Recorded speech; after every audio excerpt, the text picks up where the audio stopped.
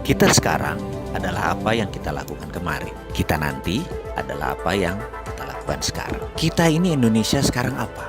Faktanya kita terpecah dua karena politik. Kita sekarang apa? Defisit neraca perdagangan kita terburuk tekornya sepanjang sejarah. Kita sekarang apa? Krakatau Steel bangkrut di tengah pembangunan terbesar yang Indonesia pernah lakukan. Kita sekarang apa? Pembukuan Garuda dibilang untung karena melakukan smart accounting atau financial engineering ya. Nggak tahu lah saya, pokoknya gitu deh. Bayangkan, duopoli Garuda Group dan Lion Air Group menguasai airline Indonesia. Kok malah membuat Garuda nggak untung? Kenapa? Harga naik dikit saja, kementerian yang sudah 6 bulan berusaha menurunkan nggak bisa apa-apa tuh. Kementerian kerjanya apa ya? Kembali lagi, kita sekarang apa? Pertamina turun untungnya. Kita sekarang apa? PLN juga harus melakukan pembukuan kreatif agar terlihat bagus. Bahkan ada isu subsidi itu dibilang pendapatan. Oleh karena itu PLN jadi terlihat bagus rekeningnya. Ya wis lah, sakarepmu wahai para pengelola profesional BUMN tersebut. Toh rakyat juga nggak ngerti. Kita lanjut. Mengapa kita bicara yang negatif semua di awal-awal video ini? Ini mungkin karena filosofi kejawaan saya yang dari dulu selalu diingatkan. Berbuat baik itu wayahe ngono. Memang seharusnya, dan jangan harap pujian atau jangan harap dilihat. Tapi kalau keburukan ya wayahe dikamplengi. Dikamplengi itu diperingatkan dengan keras. Bagaimana cara ngamplengi? Ya kita tirulah bapak bangsa kita yang sering menggunakan filosofi Jawa dulu, Pak Harto, Pak Karno. Karena setelah ngamplengi, mereka biasanya nyangoni. Setelah memperingatkan dengan keras, orang tersebut diberi oleh-oleh. Jadi kalau dikamplengi dengan hal negatif, itu nggak ada niatan buruk. Karena solusinya pasti kita berikan. Begitu juga dalam narasi ini. Jadi ke depan Indonesia bagaimana? Kalau kita tidak mengubah cara berpikir kita, maka akan ketebak apa yang akan terjadi ke depan. Alias, jadi kalau kita masih begini juga, ya persis kayak beberapa tahun yang lalu ya, ke depan kita akan begitu. Rupiah akan melemah, jadi 15.000 di tahun 2020, mungkin jadi 16.500 di tahun 2021. Defisit terus menjadi membesar, ekspor turun, impor menambah besar, uang diketatkan karena harus melakukan quantitative tightening, strategi keuangan negaranya pakai tight money policy. Ini membuat ekonomi malah tidak produktif, walau inflasinya rendah, pengangguran menjadi naik, tidak terserap, baik mereka yang swasta, tidak ada pendanaan untuk mendanai bisnis-bisnis mereka. Bagaimana tenaga kerja bisa diangkat? Bursa saham mungkin akan di level sini-sini saja karena tidak menarik pergerakan.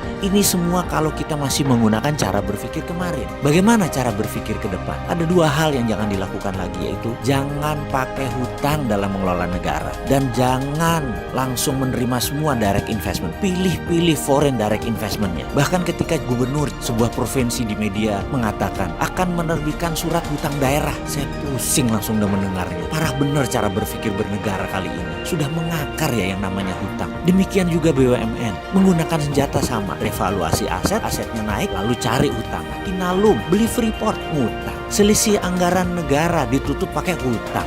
Anggaran daerah kurang, apa yang dilakukan? Terbitkan surat hutang. Sekali lagi sarannya, jangan ngutang terus dan pilih-pilih foreign asing investasi untuk masuk ke Indonesia. Lalu bagaimana bergerak tanpa hutang, tanpa foreign direct investment? Bingung? Undang saya dong, ngobrol. Walaupun Sontoloyo begini juga NKRI.